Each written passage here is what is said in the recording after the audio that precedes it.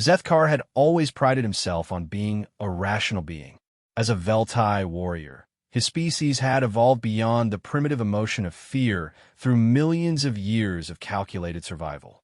The tall, gray-skinned alien stood 7 feet in height, with 4 arms that moved with mechanical precision and large, dark eyes that processed tactical information faster than most organic computers. Fear was a weakness his people had bred out of themselves long ago, replacing it with cold logic and strategic thinking. Until today, the command bridge of the Galactic Defense Coalition vessel Harmony's edge hummed with nervous energy.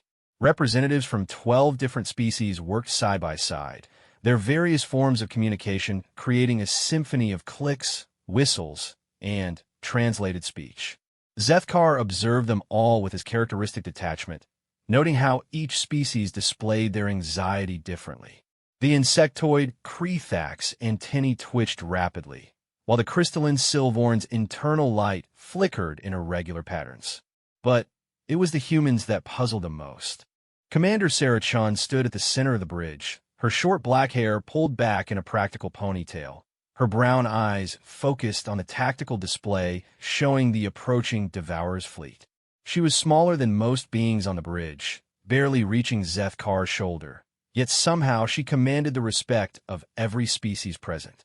Her calm demeanor seemed almost artificial to Zethkar's analytical mind. "Status report," Chun said, her voice steady despite the magnitude of what they faced. Lieutenant Rodriguez, another human, looked up from his station. "Devourer's fleet is maintaining course.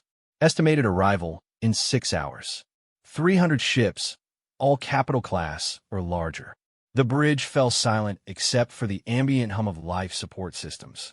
300 ships, the largest Devourer fleet ever assembled, coming to finish what they had started on the outer colonies. The coalition had managed to gather barely 100 ships in response, a hastily assembled force of volunteers, and whatever vessels the member worlds could spare. Zethkar's tactical mind ran the calculations automatically. They were outnumbered 3-1 against an enemy known for their ruthless efficiency and overwhelming firepower. The logical conclusion was retreat, preservation of resources for a more favorable engagement. Yet the humans showed no signs of backing down. "Sir," came another voice from the communication station, this one belonging to Ensign Patel, a young human barely into her 20s. "We're receiving surrender demands from the Devourer flagship." Chin's expression didn't change. "Let me guess. Unconditional surrender, dismantling of all military assets, and conscription of our populations into their labor forces." "Yes, sir." Standard Devourer terms. Zethkar watched as Chun walked to the main display, her hands clasped behind her back.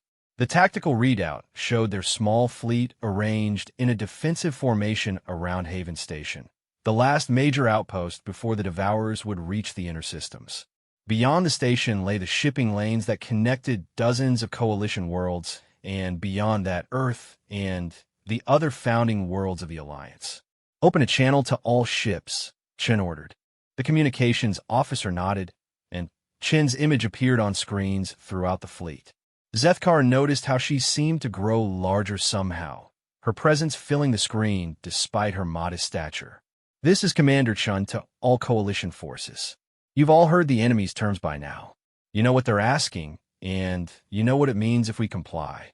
The Devourers don't just want our surrender, they want our extinction. Not the quick kind, but the slow death of slavery, of watching our children grow up as nothing more than tools for their expansion." Zethkar observed the human commander with growing confusion. Her words were emotional, irrational even, yet they seemed to resonate with the mixed crews throughout the fleet. He could see the effect on the bridge around him, beings straightening their postures, focusing more intently on their duties. "I won't lie to you," Chin continued. "We're outnumbered. We're outgunned. By every tactical analysis, we should run, pack up what we can, and fall back to the inner systems by time for a larger defense. That would be the smart play." She paused, and Zethkar found himself leaning forward slightly, drawn in despite himself.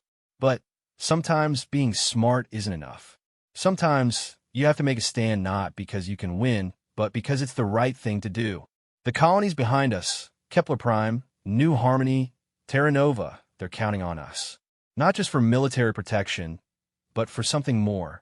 They're counting on us to prove that courage still means something in this galaxy. The channel closed, and the bridge returned to its steady hum of activity. But something had changed. Zethkar could feel in the air, seeing the way the crew moved with renewed purpose. The humans had somehow transformed despair into determination through nothing more than words. Captain Vexena of the Vanari Republic approached Zethkar's station. The reptilian officer's scales showed the deep purple of confusion, a color Zethkar had learned to recognize during their months of joint operations. "I don't understand these humans," Vexena said in her sibilant voice. "Their tactical assessment matches ours. They know they're going to die, yet they seem eager for it." Zethkar considered this. Not eager for death, eager for something else. "I'm still analyzing their behavior patterns." "Have you reached any conclusions?" "Several hypotheses. Their species may have a genetic predisposition towards self-destructive heroism. Alternatively, their cultural programming may override survival instincts in specific circumstances. Or," he paused, reluctant to voice the third possibility, or they know something we don't." The hours passed with mechanical precision. Ships took their positions, weapons were charged, shields were calibrated.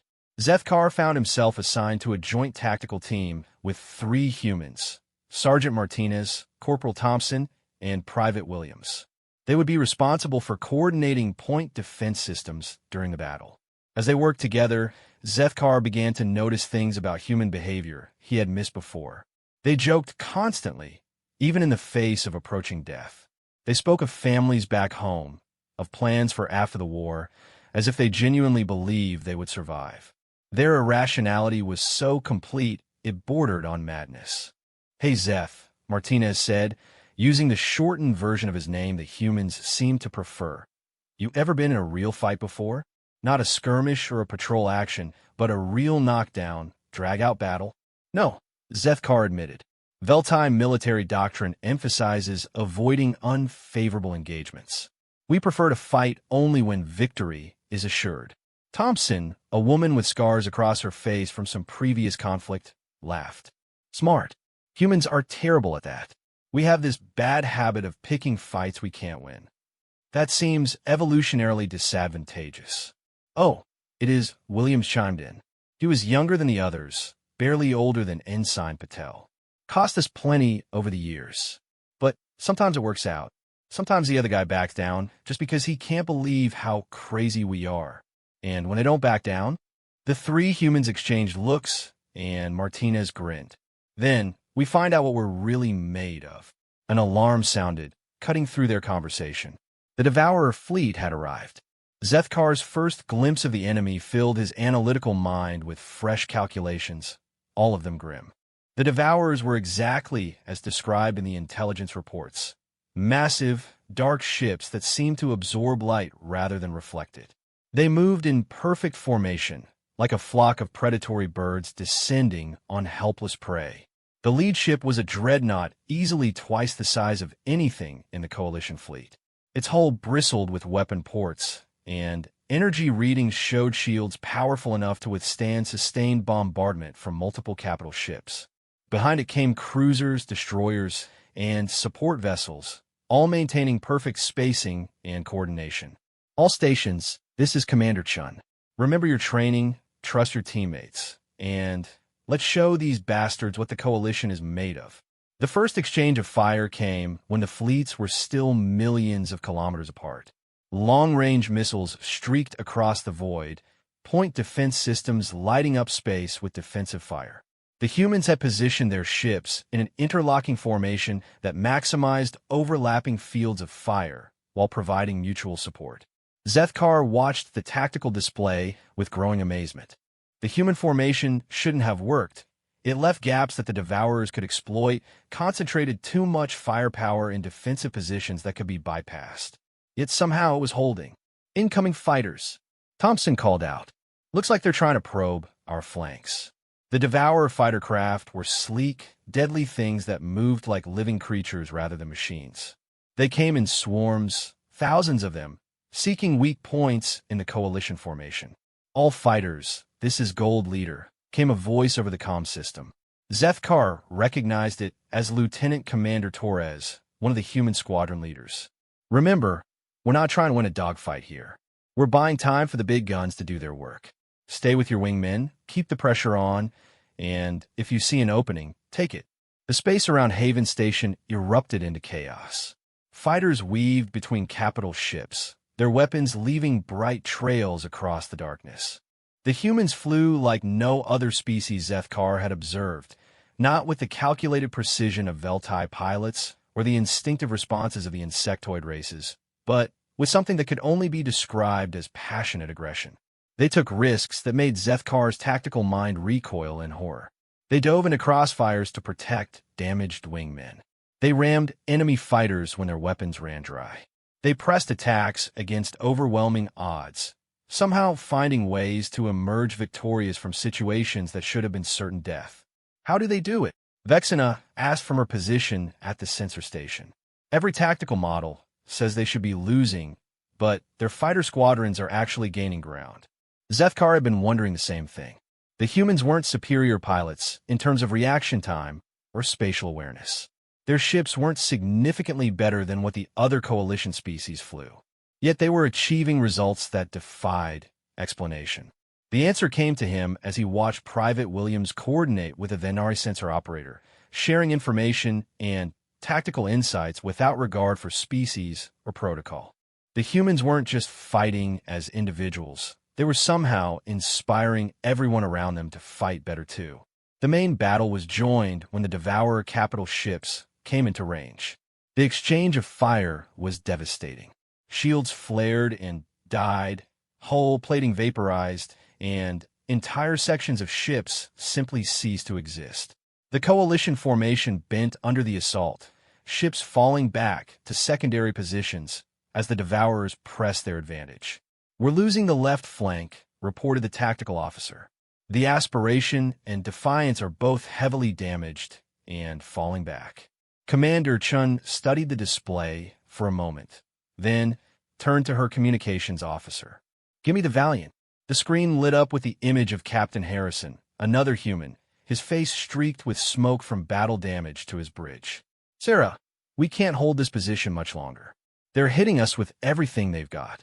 I need 10 more minutes, Tom. Can you give me 10 minutes? Harrison looked off-screen at something, probably his own tactical display, then back at Chun. "We'll give you 15. Harrison out." The channel closed, and Chun immediately opened another to the engineering section. "Chief, I need you to reroute all available power to the forward weapons array. Strip it from life support if you have to." "Ma'am, that'll leave us vulnerable to I know what it'll do, Chief." "Do it anyway." Zethkar watched in fascination as Chun began issuing a series of orders that seemed to defy every principle of defensive warfare. She was stripping defensive systems to boost offensive capability, pulling ships from secure positions to create concentrated strike forces, and generally doing everything that Veltai doctrine said would result in catastrophic failure. Yet somehow it was working. The coalition ships began moving with a coordination that reminded Zethkar of the human fighter pilots. They covered each other's weaknesses, concentrated fire on enemy vulnerable points, and adapted to changing situations with a flexibility that their individual tactical computers couldn't have achieved alone. "Sir," Ensign Patel called out, her voice tight with excitement, "the Devourer formation is starting to waver. Their left wing is pulling back to cover damage to their command ship." She nodded grimly. "Signal all ships. We're going to press the attack. Full speed ahead, all weapons free. We're not going to win this by playing defense." The order should have been suicide. Charging into the teeth of a superior force went against every tactical principle Zethkar knew. Yet as he watched the coalition fleet accelerate toward the enemy, something extraordinary happened. The Devourers hesitated. For just a moment, their perfect formation wavered as they tried to process the apparent madness of their opponent's strategy. In that moment of uncertainty, the coalition struck with everything they had. Ships that should have been destroyed by concentrated fire somehow survived through desperate maneuvering and mutual support.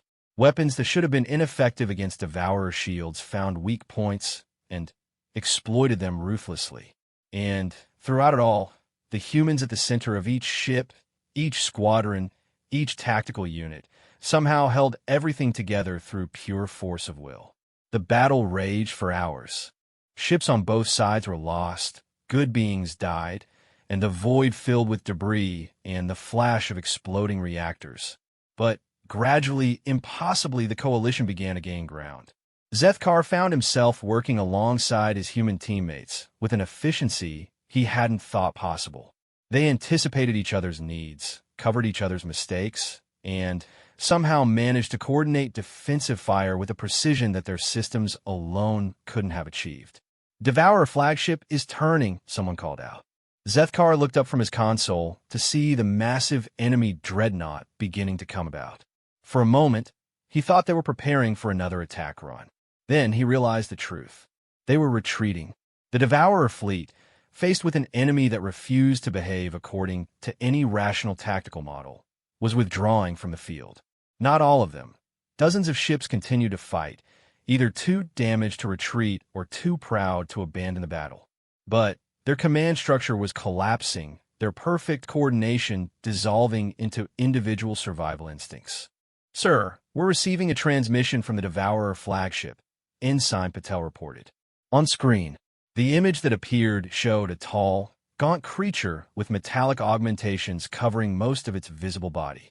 Its voice was mechanical, emotionless. "Coalition Vissel, you have fought adequately. We withdraw from this engagement. But know that this victory is temporary. We will return with greater numbers, and your courage will not save you." The transmission ended, and gradually the Devourer ships began to disappear into hyperspace, leaving behind only debris and the Coalition fleet, battered but intact. The bridge erupted in cheers from beings of a dozen different species. Zethkar stood among them, his analytical mind struggling to process what had just happened. They had won. Against overwhelming odds, against superior numbers and firepower, they had actually won. But as he looked around at the humans celebrating alongside their alien allies, Zethkar realized something that sent an unfamiliar chill through his rational mind. For the first time in his life, he understood what fear truly meant. Not fear of death or defeat. He had always been able to calculate and mitigate those risks. But fear of something far more unsettling. The fear of fighting alongside beings who could inspire such impossible victories through nothing more than their refusal to accept defeat. The humans weren't just brave. They were something far more dangerous than that. They were contagious. The aftermath of the battle left Zethkar in a state of analytical paralysis. For 72 hours after the Devourer retreat, he had run combat simulations using every variable he could quantify, trying to understand how the Coalition had achieved victory. The mathematics remained stubbornly inconsistent with the observed results. He stood now in the observation deck of Haven Station, watching the repair crews work on the damaged ships. The humans moved among the other species with that same casual confidence they had shown in battle, coordinating repairs and sharing resources as if the impossible victory had been entirely routine. "Trouble, my friend?" Zethkar turned to find Dr. Yilandra approaching, her elongated form moving with the characteristic grace of the Serenari. The pale, ethereal being served as the station's xenopsychologist, and her species' natural empathic abilities made her invaluable in understanding the complex interpersonal dynamics of multi-species crews. "I am experiencing difficulty reconciling observed data with established tactical theory," Zethkar replied. Yilandra's large, silver eyes studied him with what he had learned to recognize as gentle amusement. "You're trying to understand the humans. I'm trying to understand how numerically and technologically inferior force achieved decisive victory against an enemy known for tactical superiority. And your analysis?" Zethkar's forearms moved in a gesture of frustration that would have been impossible for most bipedal species. "Inadequate. Every model I construct fails to account for observed performance variations. The humans should have died in the first engagement, yet they not only survived, but inspired adjacent units to exceed their own tactical parameters.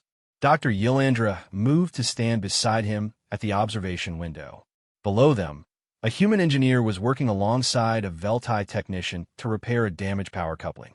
The human was explaining something with animated gestures while the Veltai listened with uncharacteristic attention. "Perhaps you're analyzing the wrong variables," she suggested. "Explain." "You're treating this as a mathematical problem, but human behavior isn't governed purely by logic. They operate on principles that our species struggle to quantify." Zethkar considered this. His people had long ago concluded that emotional responses were evolutionary dead ends, useful only in primitive survival situations, but counterproductive in advanced civilizations. Most coalition species had reached similar conclusions, developing cultures based on reason, efficiency, and calculated risk assessment. "What principles?" he asked. Before Dr. Yilandra could respond, alarms began sounding throughout the station. Both beings immediately moved toward the nearest information terminal, where emergency broadcasts were already beginning.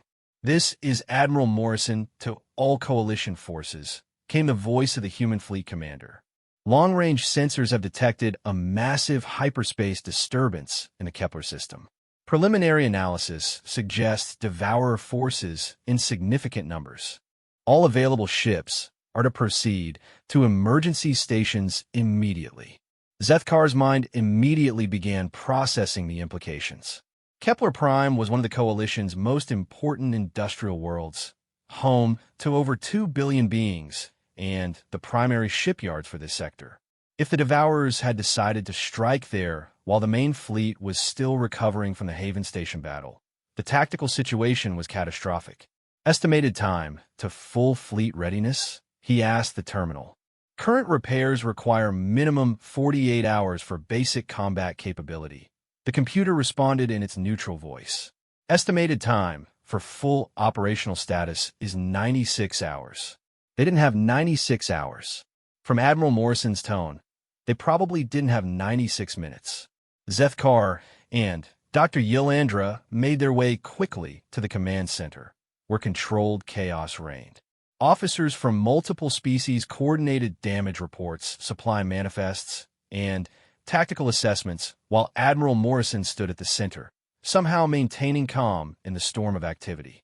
Morrison was older than Commander Chun, his gray hair and lined face speaking to decades of military service. Unlike many human commanders Zethkar had observed, Morrison rarely raised his voice or made dramatic gestures. Yet his presence commanded the same respect and attention. "Status report," Morrison said as his senior staff assembled. Captain Vexena stepped forward, her scales showing the deep red of urgency. "Kepler system shows signs of massive fleet movement. At least 500 ships, possibly more. They're moving toward the inner planets. Time to intercept if we leave now. 18 hours with our current operational ships. But, sir, we can barely field 30 vessels in fighting condition." The command center fell silent, except for the background hum of computational systems. 30 ships against 500 was beyond hopeless. It was meaningless. Even with human tactical innovation, such odds would result in nothing but the complete destruction of the coalition force. "Sir," Commander Chin's voice came from across the room, "I've been reviewing the Kepler system defenses. They have orbital platforms and a small garrison fleet, maybe 50 ships total. If we could coordinate our arrival with their defensive efforts, we'd still be facing 10-to-1 odds," Admiral Morrison replied. "And that's assuming their defenses haven't been neutralized already." Zethkar watched the exchange with growing confusion. The humans were discussing tactics for an engagement that was clearly impossible. Worse, the other species in the room were listening as if the conversation had merit, rather than dismissing it as the obvious suicide it represented. "What if we don't try to win?" The voice belonged to Lieutenant Commander Torres, the pilot who had led the fighter squadrons in the previous battle. "What if we just try to buy time?" "Explain," Morrison said. "Kepler Prime has civilian evacuation protocols. The problem is they need at least 6 hours to get the essential personnel off-world, and maybe 12 to save the manufacturing infrastructure. If we could keep the Devourers busy for that long." "Delaying action," Chen nodded slowly.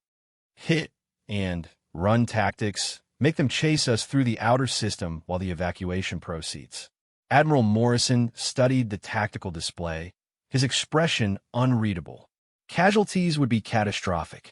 We'd be asking crews to sacrifice themselves to buy time for an evacuation that might fail anyway. Yes, sir. The simple acknowledgement hung in the air like a physical weight. Zethkar found himself analyzing the exchange with growing disbelief. They were calmly discussing a plan that would result in the destruction of the Coalition fleet and the deaths of thousands of crew members, treating it as if it were a viable military option rather than organized suicide.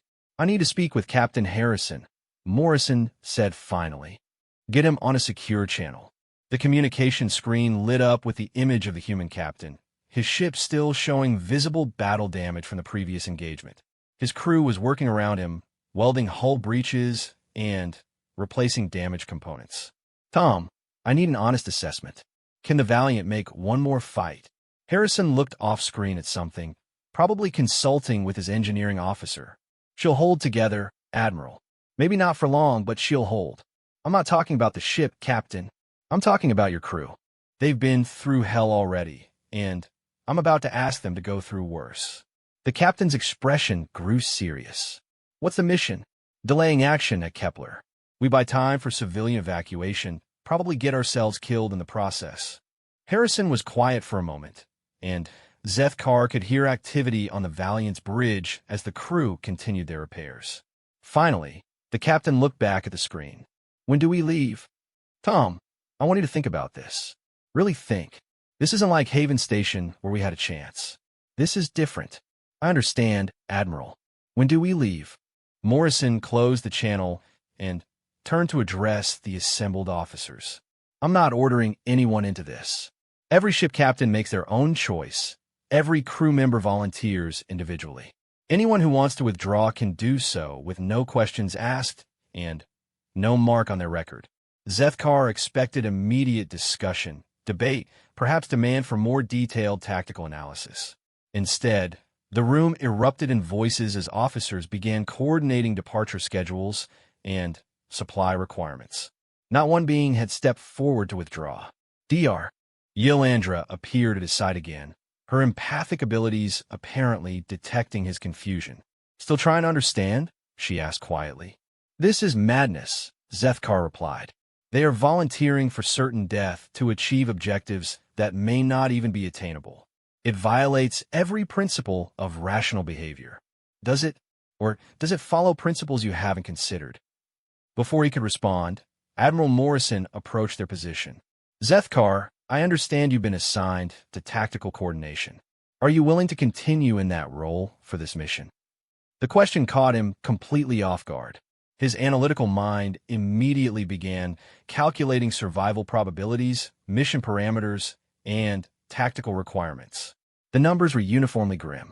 Sir, I must point out that this mission has virtually no probability of tactical success. I know. Casualties will be extensive, possibly total. I know that too. The strategic value of the delay may be insufficient to justify the resource expenditure. Admiral Morrison nodded. All valid points. Are you willing to come anyway? Zethkar stared at the human commander, searching for some logical framework that would make sense of the question. Finally, he gave up on logic entirely. Yes, sir. 2 hours later, Zethkar found himself aboard the Valiant, part of a hastily assembled task force of 31 ships representing 8 different species. His assignment was tactical coordination for the port weapons array, working once again with human crew members whose names he was beginning to remember. Sergeant Martinez greeted him at the weapons station with the same casual confidence he had shown before the previous battle. Hey, Zeth, back for more fun. I'm attempting to understand why you consider impending death to be fun, Zethkar replied. Martinez laughed, a sound that Zethkar was beginning to associate with human stress responses. It's not the dying part that's fun. It's everything else. Explain. Look around, Martinez said, gesturing toward the weapons bay, where humans and aliens work side by side. You see any of these people acting scared? Zethkar observed the crew for a moment. The humans moved with their typical energy and humor, while the alien crew members worked with unusual focus and determination. There were signs of stress, elevated heart rates, increased communication frequency, minor behavioral variations, but not the paralysis or despair he would have expected. They show elevated stress indicators, but maintain functional efficiency, he observed. Exactly. We're about to do something incredible. Not the dying part. That's just a side effect. We're about to prove that some things are worth more than survival. That's pretty amazing when you think about it. The ship shuddered slightly as they dropped out of hyperspace, and immediately the bridge began receiving tactical updates. The Devourer fleet was even larger than initial estimates. Over 600 ships arranged in a massive formation around Kepler Prime. All ships, this is Admiral Morrison, came the voice over the fleet communication system. Target the supply vessels first. We need to force them to choose between chasing us and protecting their logistics train. Stay mobile, stay together, and remember, we're not trying to win. We're trying to last. The first engagement came faster than Zethkar expected. The Devourer fleet reacted to their arrival with typical efficiency, detaching pursuit squadrons while maintaining their primary formation around the planet. What followed was unlike any battle Zethkar had previously analyzed. The Coalition ships moved like a school of fish, darting in to strike at vulnerable targets before dispersing to avoid retaliation. They used the system's asteroids and outer planets as cover, forcing the Devourers to split their attention between multiple objectives. Individual ships took incredible risks to draw enemy fire away from damaged allies. Zethkar found himself working with a coordination efficiency he hadn't thought possible. The human crew members somehow managed to maintain communication with multiple ships simultaneously, sharing targeting data and tactical information in real time. More importantly, they adapted their strategies moment by moment based on changing battlefield conditions. Enemy cruiser squadron moving to intercept, reported Corporal Thompson from her sensor station. They're trying to box us in against the fourth planet. Signal the determination and New Hope, Martinez ordered. Have them swing wide and hit the cruisers from behind while we keep their attention. It was a complex maneuver that required precise timing and flawless communication between multiple ships. Under normal circumstances, Zethkar would have recommended against it as too risky. But as he watched the tactical display, he saw both ships execute the plan with an accuracy that bordered on the supernatural. The enemy cruisers found themselves caught between multiple attackers, their formation dissolving as they tried to respond to threats from multiple directions. Two were destroyed outright, while a third suffered severe damage and was forced to withdraw. How did they know to execute the maneuver without detailed coordination? Zethkar asked. They've been fighting alongside us for months, Martinez replied. They know how we think, we know how they think. It becomes instinctive after a while. Hours passed in a blur of tactical maneuvers, desperate escapes, and brief, violent engagements. The Coalition fleet grew smaller as ships were destroyed or damaged beyond fighting capability, but somehow they continued to operate as an effective force. More importantly, they were achieving their objective. The Devourer fleet was being forced to divide its attention between the harassment attacks and their primary mission. Admiral Morrison, to all ships, came the announcement that Zethkar had been dreading. Kepler Prime reports successful evacuation of essential personnel and critical manufacturing data. The industrial infrastructure has been preserved through distributed backup protocols. Mission objectives achieved. A cheer went up throughout the Valiant, and Zethkar could hear similar celebrations over the communication channels from the other surviving ships. They had done it. Against impossible odds, they had bought enough time for the evacuation to succeed. Sir, what are your orders? Came Captain Harrison's voice over the fleet channel. There was a long pause before Admiral Morrison responded.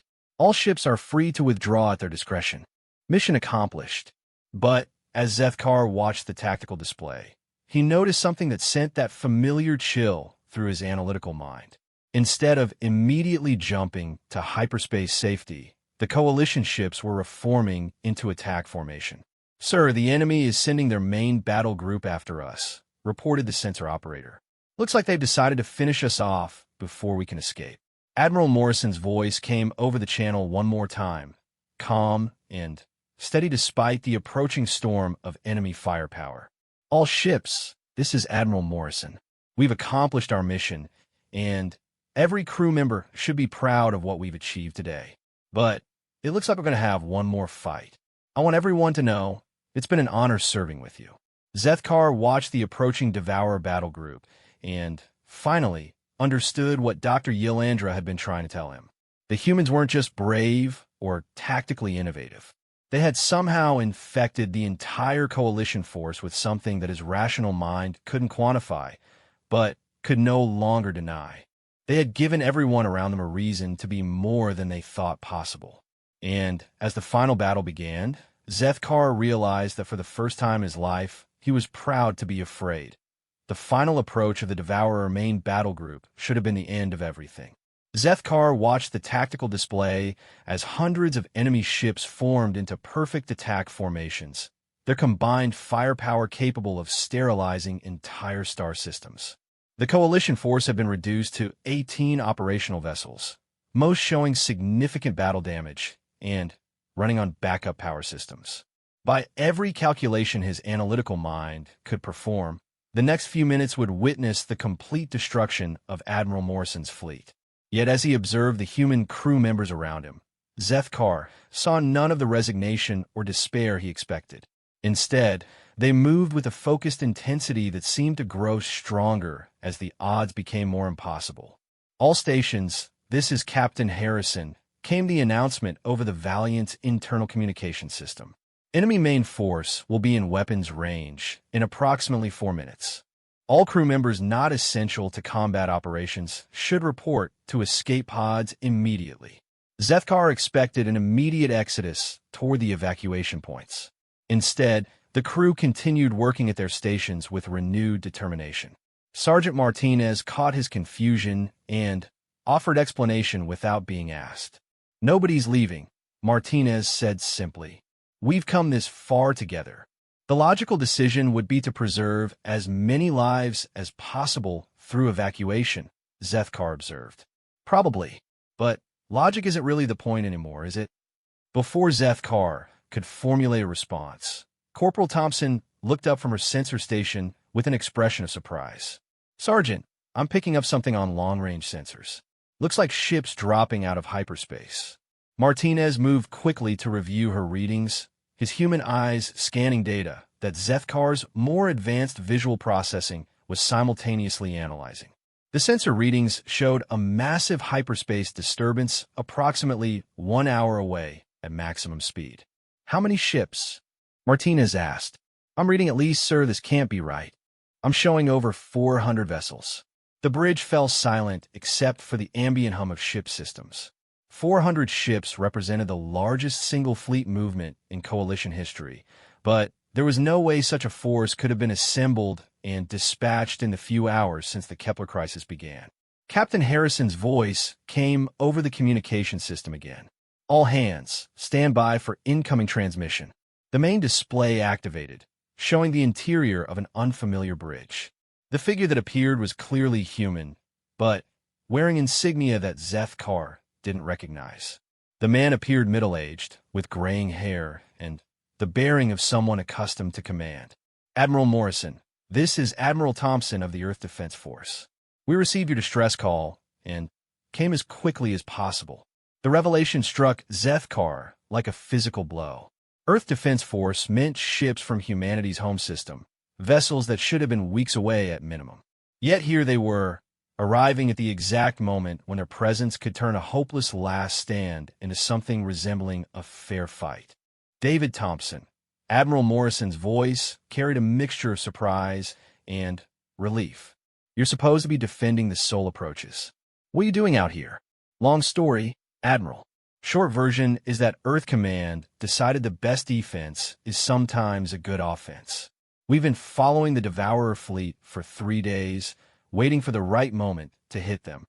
Admiral Thompson paused, and his expression grew more serious.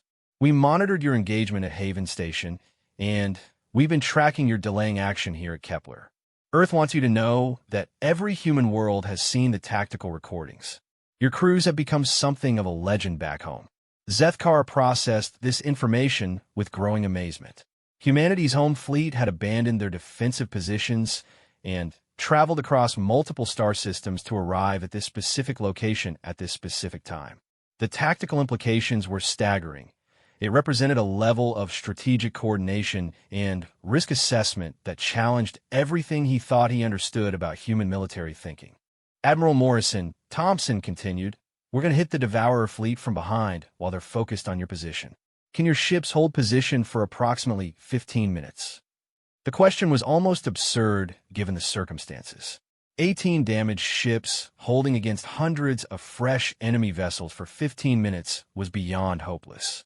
Yet Admiral Morrison's response came without hesitation. "We'll be here, David." The transmission ended, and immediately the coalition ships began adjusting their formation. But instead of adopting defensive positions, they moved into an aggressive attack formation that would maximize their ability to engage the enemy at close range. "Sir," Zethkar said to Martinez, "this formation will result in significantly higher casualties than a defensive posture." "Yeah, it will," Martinez agreed. "But it'll also keep the Devourers focused on us instead of repositioning to meet Admiral Thompson's attack. Sometimes you have to take risks to help your friends." As the Devourer battle group closed a weapons range, Zethkar found himself working with an efficiency that surprised his analytical mind. The coordination between human and alien crew members had evolved beyond simple cooperation into something approaching telepathic communication. Orders were anticipated, problems were solved before they became critical, and somehow the ship's weapon systems operated at efficiency levels that exceeded their design specifications.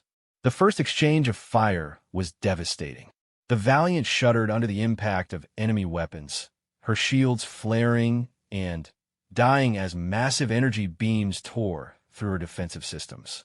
Around them, other coalition ships suffered similar damage, some disappearing entirely in brief, brilliant explosions. Yet they held their position. Zethkar watched in fascination as the human crew responded to catastrophic damage with calm professionalism. When the primary power grid failed, they rerouted through backup systems without missing a beat. When a main weapons array went offline, they switched to secondary systems and maintained their rate of fire. When hull breaches began venting atmosphere, damage control teams sealed the affected sections and continued working as if nothing had happened. "Zeph, I need you to take over targeting control," Martinez called out as he moved to replace a crew member who had been injured by an exploding console. "Thompson's down, and we need someone who can calculate firing solutions faster than the computer." The request should have been impossible. Zethkar's tactical training had focused on strategic analysis, not real-time weapons control. Yet as he interfaced with the targeting system, he found that months of working alongside humans had somehow altered his thought processes. Instead of calculating optimal firing solutions, he found himself anticipating enemy movements and targeting weak points by intuition rather than mathematics. More importantly, he wasn't working alone. The other crew members fed him information, covered his mistakes, and somehow enabled him to function at a level far beyond his individual capabilities. "Incoming fighters," someone called out. Zethkar's enhanced visual processing identified the threat immediately. Dozens of Devourer attack, craft approaching from multiple vectors, their formation designed to overwhelm the coalition ship's point defense systems. Under normal circumstances, such an attack would be devastating against ships already weakened by capital ship bombardment. But these were not normal circumstances. The coalition ships responded with a coordination that defied explanation. Point defense fire created interlocking fields of destruction that channeled the enemy fighters into predetermined kill zones. Ships that had lost their primary weapon systems used their secondary systems to provide covering fire for more heavily armed vessels. Damaged ships that could no longer maneuver effectively positioned themselves to shield their more mobile allies. The result was a defense that shouldn't have worked, but somehow did. Enemy fighters fell in droves, their perfect formations dissolving into chaos as they encountered resistance that seemed to anticipate their every move. "Sir, I'm reading massive hyperspace disturbances," reported the sensor operator. "Admiral Thompson's force is dropping out of hyperspace right on top of the enemy rearguard." The tactical display updated to show the Earth Defense Force ships appearing behind the Devourer fleet in perfect attack formation. Unlike the hastily assembled coalition force, these were fresh ships with full crews and undamaged weapon systems. Their arrival caught the Devourers completely off guard. What followed was unlike any space battle in recorded coalition history. The Devourer fleet found itself caught between two forces, unable to concentrate their firepower effectively against either enemy. Admiral Thompson's ships struck with precision and overwhelming force, targeting command vessels and support ships to maximize disruption of enemy coordination. Meanwhile, Admiral Morrison's battered fleet continued their desperate holding action, drawing enemy fire and maintaining pressure on the Devourer forward elements. Ships that should have been destroyed hours ago continued fighting through combinations of tactical innovation, mutual support, and what could only be described as pure stubbornness. Zethkar found himself caught up in the rhythm of battle, his targeting systems working in perfect coordination with the ship's weapons operators. He was no longer calculating firing solutions. He was feeling them, anticipating enemy movements through some process that his rational mind couldn't explain but couldn't deny. "Enemy command ship is signaling retreat," announced the communications operator. The Devourer flagship, faced with losses that were mounting beyond acceptable parameters, was attempting to disengage from the battle. But Admiral Thompson's force had positioned themselves to block the most direct escape routes, while Admiral Morrison's ships maintained pressure from the other direction. "All ships, this is Admiral Morrison," came the announcement over the fleet communication system. "The enemy is attempting to withdraw. Continue engagement until they clear the system." What followed was less a battle than a pursuit. The Devourer fleet, their perfect formation shattered and their command structure disrupted, fled toward the edge of the system while the combined human forces harassed their retreat. Some enemy ships were destroyed, others were captured when their damage prevented escape, but the majority managed to reach minimum safe distance for hyperspace transition. As the last Devourer ship disappeared into hyperspace, the bridge of the Valiant erupted in cheers from beings of multiple species. Zethkar stood among them, his analytical mind struggling to process what had just occurred. They had won. Not just survived, not just accomplished their mission objectives, but actually achieved complete tactical victory against a force that should have destroyed them with minimal effort. "Zeth," Martinez said, approaching his position with a grin that seemed to split his face, "I've got to ask you something." "Yes." "How do you feel?" The question caught Zethkar completely off guard. For a moment, he tried to formulate a response based on tactical analysis or strategic assessment. Then, he gave up on logic entirely and answered honestly. "I feel proud," he said slowly, "and grateful, and—" He paused, searching for words to describe something his species had no proper terminology for. "And honored to have served alongside humans." Martinez's grin grew even wider. "Welcome to the club, friend. You're one of us now." As Admiral Thompson's ships began coordinating with the surviving coalition vessels for damage assessment and casualty reports, Zethkar realized that Martinez was right. Something fundamental had changed in his understanding of himself and his place in the galaxy. For the first time in his life, he had experienced what it meant to be part of something larger than individual survival or tactical calculation. He had learned what humans meant when they talked about courage, sacrifice, and brotherhood. And, most importantly, he had discovered that fear, real fear, not the calculated risk assessment his people call by that name, was not a weakness to be eliminated. It was the price of having something worth protecting. Hours later, as the combined fleet prepared to return to coalition space, Zethkar found himself in the observation deck again, watching the repair crews work. Dr. Yelandra joined him, her empathic abilities probably detecting the profound changes in his psychological state. "You found your answer," she observed. "Yes, though I'm not certain I understand all the implications yet. What did you learn? Zethkar considered the question carefully. I learned that humans do not simply fight battles. They transform battles into something greater than tactical engagements. They make every conflict about values, principles, and the future they want to create.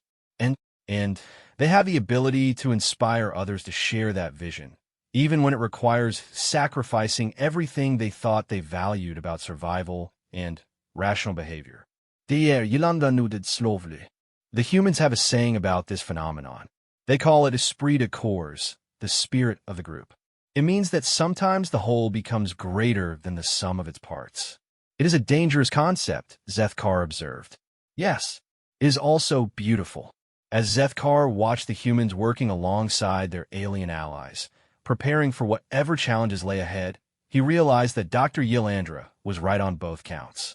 It was dangerous, it was beautiful, and it was absolutely terrifying in its power to transform ordinary beings into something extraordinary.